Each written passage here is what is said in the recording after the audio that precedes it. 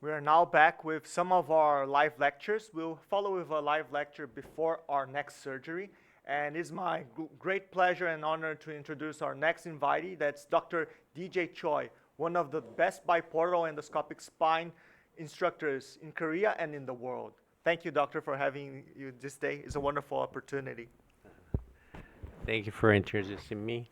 Today is a very big date, and it's a very great privilege for me to stand with the great surgeons, Choi, and Professor Bao, and Professor Alphonse Garcia, and Professor Donghua He, and all of you.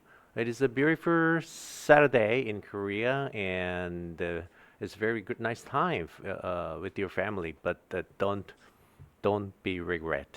You memorize this day is a very big day. Now I start my topics. Today my topic is about the decompression surgery for lumbar foraminal stenosis. I have two lectures. So in the morning I will describe my experience of the foraminal decompression, and in the afternoon I will focus on the L5 is around a paralimbic area. L5 is some foraminal decompression. Let's start. Lumbar foraminal stenosis instance is clinically 11% or radiographically 26%. That means it's so common. So one or two patients of lumbar radicular pain have combined with the foraminal problems. So always you should focus on the foramen, not the central itself. And postoperative spinal pain syndrome, PSPS. Previously we called it the failed back surgery syndrome. Anyways, 30% of the patients suffered from after the surgery and before the surgery, after the surgery, but most of them, they are combined with the foraminal problems. But so long time we neglected it. Because we are the fusion surgeon, open surgeon, so we focused on the central stenosis, so why the decompression of fusion itself. But the endoscopic surgeon, as an endoscopic surgeon's eyes, we have to check at every point, and we have to preserve the other facet stability and normal structures, and we definitely 100% detect the pathology and eliminate it. So anyway, we have to focus on the foramen. So after foraminal decompression, the local circulation, they recovered very, very beautifully and fast. And even during the surgery, the local circulation is recovered and the root swollen as a normal size. But the central stenosis and foraminal stenosis are combined together. With our eyes are just focused on the central stenosis, and the foramen is neglected. Due to the central stenosis, the patient has a stooping position, and the foramen is open a little bit wider. So L5, we're to see the calf thigh, lateral side, and calf pain is there, but there's no anterior thigh pain. There's no L4 root pain. Then we think that, oh, there's a foraminal stenosis a little bit, just at a glance, but there's no L4 root symptom, then there's no pathology. No, definitely no, because the patient position because of the central stenosis. So after decompression of the L4-5 decompression, the patient can lift her back posteriorly, and the foramen is closed much more, and the patient suffered from the L4 root symptom, anterior thigh pain, immediately within a few days. So don't forget the foraminal problems. Sometimes we have the anatomic knowledge and experience. In some part, it could be called a preconception as an open spine surgeon. So the axial MRI shows foraminal stenosis left. Definitely there is a foraminal stenosis, and the septal view shows a superiorarticular process spurs impinging the nerve root. But the right side, the right foraminal stenosis, is the foramen is okay on the axial view, and the septal view shows the foramen is okay, and the extraforaminal side there is a spur. Then we think that this spur could be a pathology, impinging, irritating the nerve root, or sometimes no. We have no convince because there's no paper, there's no textbook, there's no document about the exact reading of the meaning of the MRI and the spurs. So as an endoscopist, we should focus on such kind of small, delicate pathologies. In previously conventional microscopic approach to solve the foraminal problems, 1996, 30 years ago, and microscopically, medially and laterally foraminotomy, medial laminotomy and lateral foraminal laminotomy. Then between the approaches, the lamina becomes very thin, and isthmic fracture is so common. During the surgery, we don't know what happened to the lamina because the muscle covers the area. And after the surgery, the patient suffered from the back pain dynamically, and the radical pain is gone, and the back pain still left, and the patient suffered from the back pain when he and she is trying to stand up and bending position. Then we just said that, oh, because of the disc rupture, the disc is becomes so weak because of your previous problems. So after the weather, not depending on the surgical procedures, your disc condition is not good, so you suffered from the chronic low back pain. No, after checking the CT, we can frequently find that isthmic fracture. So the other surgeons noticed that, so they use one approach, one side. So the left side, 2008, the transpedicular approach to preserving the lamina as much as possible, and through the foramen and decompression, the subpedicular area and the SAP tip. And the right side, after that, through the transforaminal approach, SAP fully resection and subpedicular decompression. So at that point, subpedicular decompression concept is coming out. So when the disc height collapse one side and the coronal tilting and the facet subluxation. Facet subluxation means it's a listhesis. A ventral slip happened and the root dorsal surface can be impinged by the undersurface of the pedicle, especially L4 and the L5.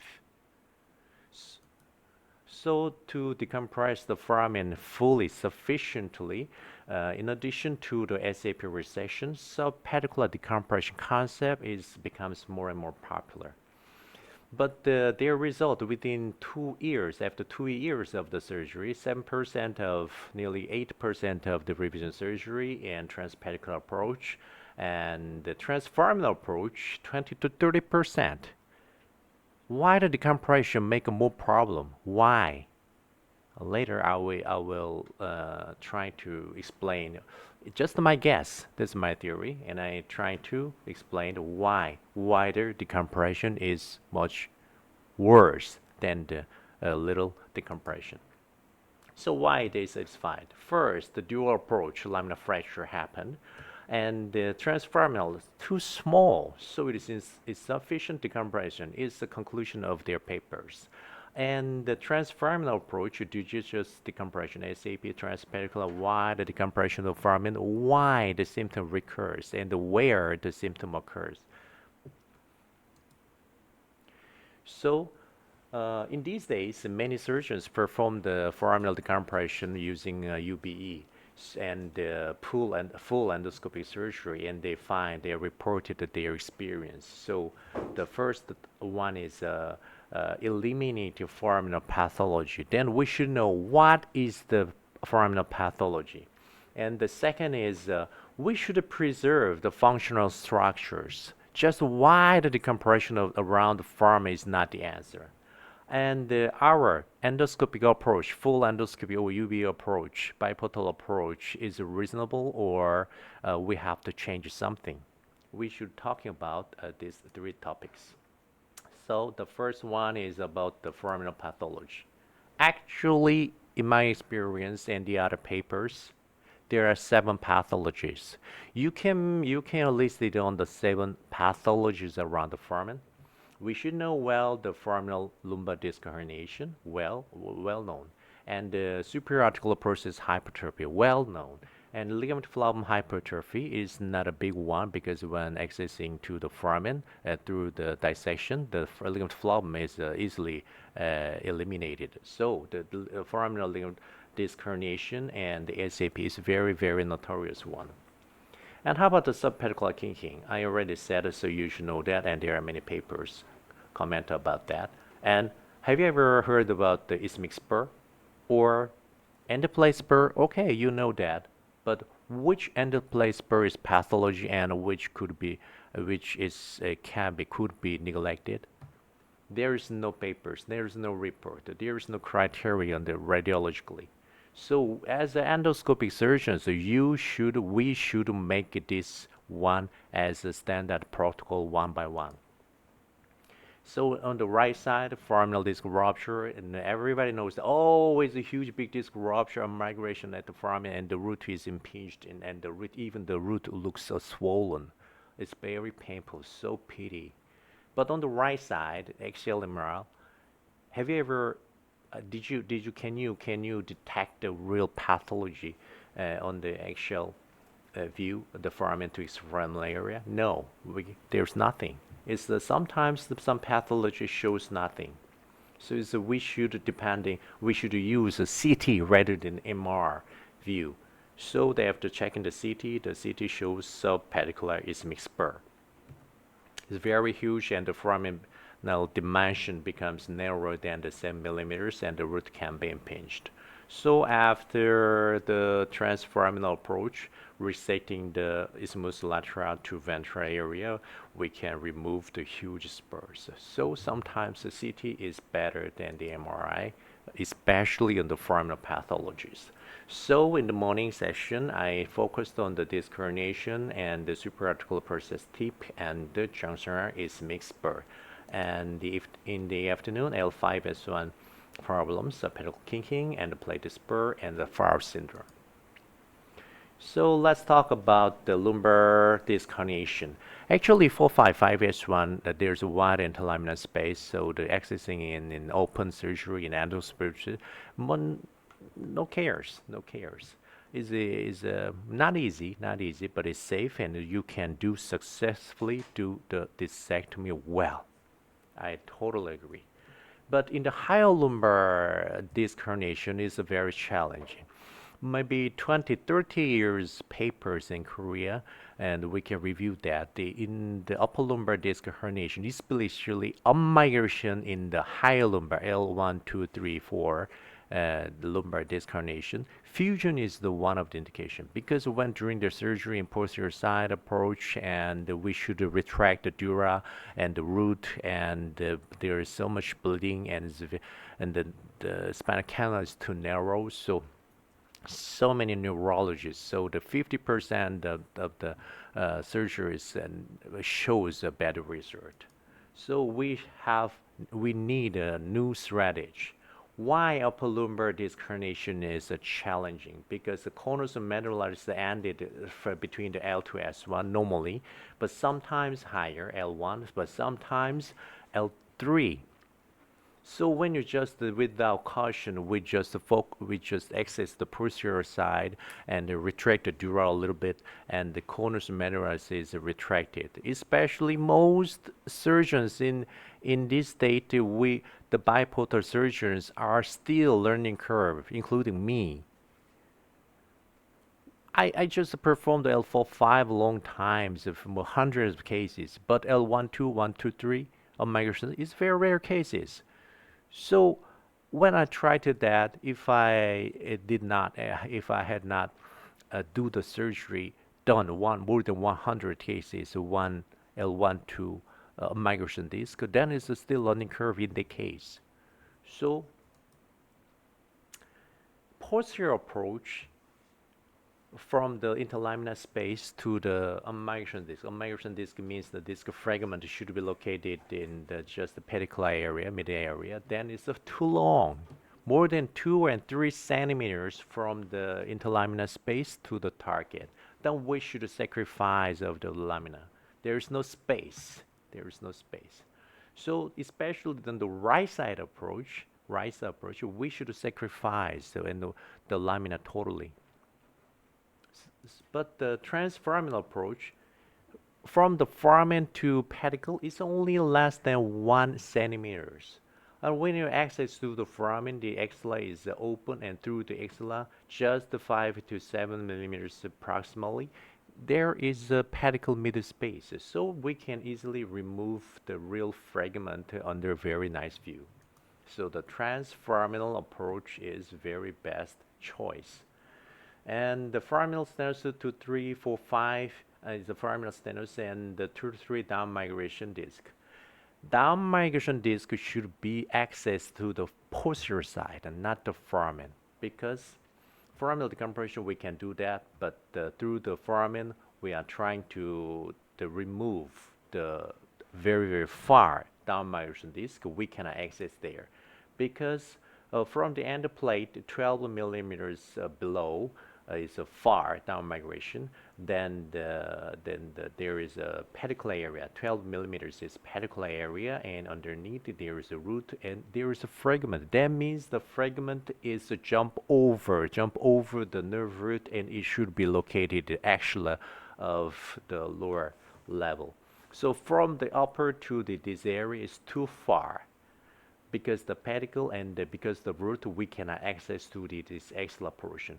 So a little bit down migration, we can access the fragment through the foramen at the same level, but 12 millimeters more farther down migration, because of the nerve root we cannot access to the axilla portion. So the best point is a low level of foraminal approach. It can be reasonable, but the best thing is a posterior approach. Posterior approach is reasonable. The other things, central, foramen, migration in higher lumbar disc herniation, you should choose transforaminal approach. So the very best choice, very best indication of the full endoscopic surgery, I think, is upper lumbar disc herniation.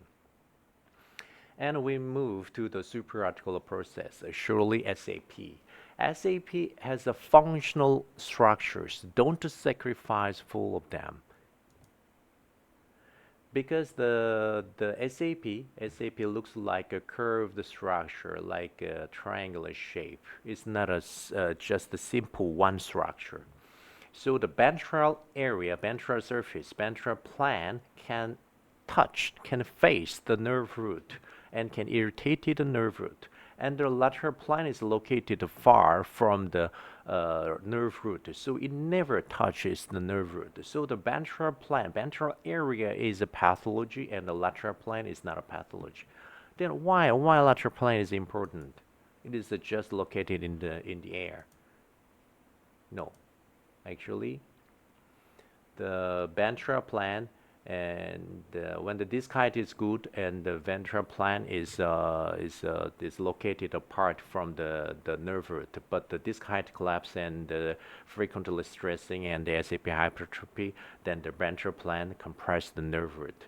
Then what is the function of the lateral plane? When the disc height collapse, the lateral plane supported the TP isthmus junction and stabilize the facet, not to further decrease the foramen. So the lateral plane is very important. In the different view, the ventral plane is here, and the lateral plane is a blue one. So it is located far from the nerve root. So when the disc height collapsed, the lateral plane is close to the TP isthmus junction, and it stabilizes the facet. Actually, we call it the propping mechanism. Propping means supporting each other. So there is a propping inside the mechanism already. It's a real facet, inferior articular process and the superior articular process. There is a joint, is a propping inside. So normal functional structures supporting the facet stability. When the disc height collapse, the secondary stabilizer mechanism is starting, and we call it propping outside. It's a real function of the lateral plane of the SAP. So in previous microscopic operation, foraminal stenosis is coming from the dynamic pathology SAP itself. So we should sacrifice of the SAP, then we can make a foramen wider, and we can solve the foraminal problems. So using biportal approach, When I started the surgery, I sacrificed and the lateral flap fully, and I feel very satisfied. But the patient does not feel satisfied because after sacrificing the SAP lateral plan, the further collapse happened. Already there is a foraminal stenosis. That means the disc function is decreased and they start to decrease down. So after supporting the pillar, the lateral propping mechanism, the further collapsing of the disc happened very, very fastly. And 1 or 2 or 3 months later, the spinal column is collapsed on the one side and the scoliosis happened. Even when the disc height is collapsed more than 50 to 80%, we believe that it already stabilized, no more prolapse, no more collapsing anymore because the disc is already collapsed more than 50 to 80%. No, no. Even the totally collapse of the disc space, the end plate start to fracture, to be fractured. So the pain is started. So maybe it's my just thinking, my guess. I'm sorry to the authors of the papers. Insufficient decompression is okay, just insufficient is sufficient. So because of insufficient decompression, only 7% of the one more decompression needed is okay, acceptable. But even the widened foraminotomy after sacrificing fully of the SAP, 30% of the patient suffered from pain and need a revision surgery in 2 years. Why? Because we sacrifice the SAP lateral plan and we sacrifice the propping mechanism. There's no more supporting structure on that side of the foramen. So we have to choose the contralateral approach. Contralateral approach means we access to the foramen posteriorly and access to the opposite side, mainly pain side. Standing on the upper side, access to the obliquely to the foramen and inside the ventral plane of the SAP only. Lateral plan is still preserved. That is a very, very ideal approach. So we should guess the ventral plan is Samsung and the lateral plan is iPhone. So the ventral plan, lateral plan. The structure looks 3D structures looks like that. So the contralateral approach means ventral half tip SAPT real pathology is sacrificed and the root comes out, so the ventral edge can be sacrificed, and most of the lateral plane is still preserved and is supported the TP isthmus junction, the white box. And when we choose the transforaminal approach, we have to sacrifice the lateral plane first and then access to the foramen. So we sacrifice the propping mechanism. So it's a contralateral approach, standing on the left side, and now we are seeing on the right side after discectomy, and there's a nerve root. We can fully decompression. So using one approach on the left side, we can decompress the central, and we can decompress the foramen, the opposite side. So this contralateral approach is very ideal, very powerful approach. Only it is very nice in the full endoscopic or UBE surgery. And the foraminal stenosis frequently combined with the L5S1. But the L5S1 the central canal is very wide, so there's a little problems in the lateral recess and the central itself. So the ligament flavum is not a pathology. So you can preserve the ligament flavum in the middle and just jump over the ligament flavum and access to the foraminal contralateral side. When we preserve the ligament flavum well, then there's no epidural bleeding, and the surgery can be done under the clear surgical field, and we can decompress the ventral SAP plan, and the ligament flavum is preserved so that there's no dura injury at the dura tear, the nerve root, the adhesion like that. So the contralateral approach at the 5S1 is a very, very nice approach. But sometimes we have to choose transforaminal approach. Is there foraminal disc combined or Favre syndrome? Then at the time the contralateral approach sometimes is limited. So then how to overcome the conventional transforaminal approach? We have to start this transforaminal approach a little bit farther laterally from the conventional Biportal. Then we can access to the foramen ventral side. And we don't need to see the isthmus and the posterior side. So we can see the lateral plan of the SAP and through the 3 centimeter apart from the pedicular lateral margin, then we can directly access to the ventral side and excise the ventral plane, and the lateral plane is still preserved. So the only ventral plane is excised. So when we're using the P+3 portals, that means 3 centimeter apart from the lateral margin of the pedicle. That is a skin marking and it's a portal. Then we can access to the ventral plane and excise successfully of the ventral spur, but the lateral plane is preserved.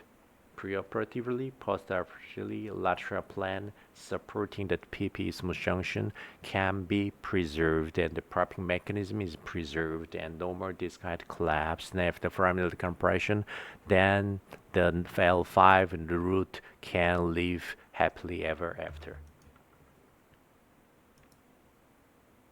So now we've moved another new pathology, Isthmic spur.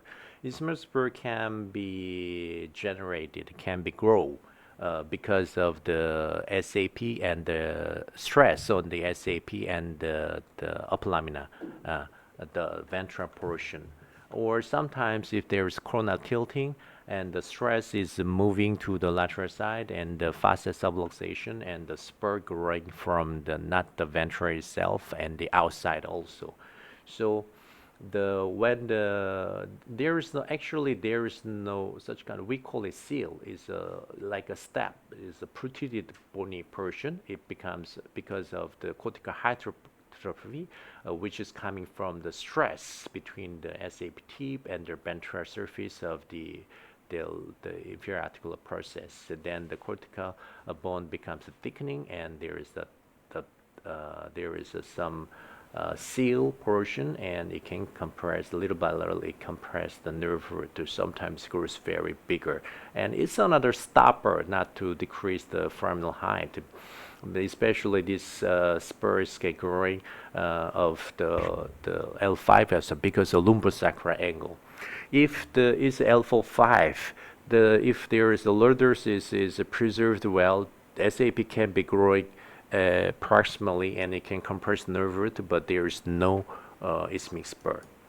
So the kyphoid, because of lumbosacral angle, the ventral isthmic spur can be grow up.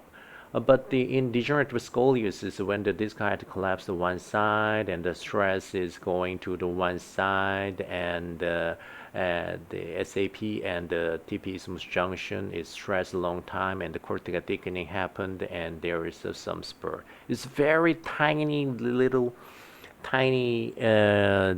radiologic change, but we should focus on, as endoscopists, we should focus on such kind of pathologies. So when the disc is collapsed and lateral subluxation and TP isthmus junction is frequently fighting, and the spur is growing isthmic outside. So we should focus then. So in the MRI shows something, but we cannot catch as well. It could be pain or it could not be. And the foraminal side looks high signal, then we just simply think that, oh, there's no pathology, foramen opens well. But in the real, in the surgical field, we can find that the junctional isthmic spur outgrowing of the outside of the foramen, can compress the nerve root after resection, that the nerve root is impinged between the disc and the junctional isthmic spur at the foramen. So such kind of things could be a pathology. Now we have to do some more technically sufficient and successful decompression. What is the technical point? The first, I use P+3 portals. That means under the CM we can check the margins of the pedicle, and through the lateral margin of the pedicle 3 centimeter apart, we can make 2 portals on the skin, and through the portal we can access. We are trying to landing on the TP, transverse process border, not the isthmus itself. So we can do that like this design. And the first, we don't need to landing. Sorry. And we don't need to landing on the isthmus itself as a conventional UV style. You have your own style, but it's my style. So I started this surgery, transforaminal approach, P+D, because we started the portal, make a portal, pedicle outlines, even using a skin elasticity, the view to the access to the foramen deeper is limited, so the real ventral plan is not limited, and so we have to excise the isthmic portion, and there becomes a higher risk of isthmic fracture. So the P+3 portal becomes a little bit standard, and we should landing on the transverse process first, because the isthmic portion, there are so many vessels,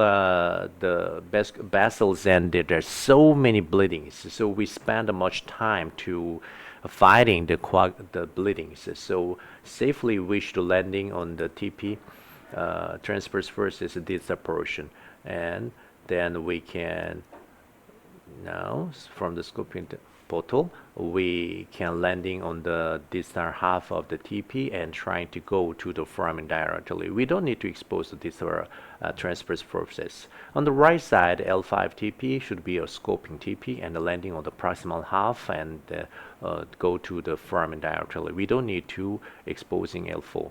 Why we should landing on the distal half?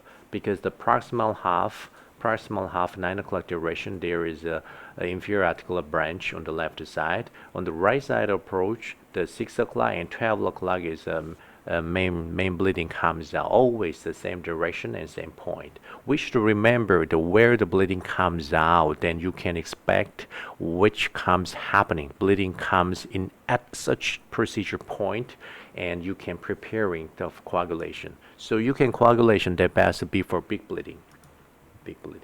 So when you put the scope, there is muscles and fats, and we just see some part of the bony surface transverse process, and there are so many scattered bleedings. It's just coming from the muscle.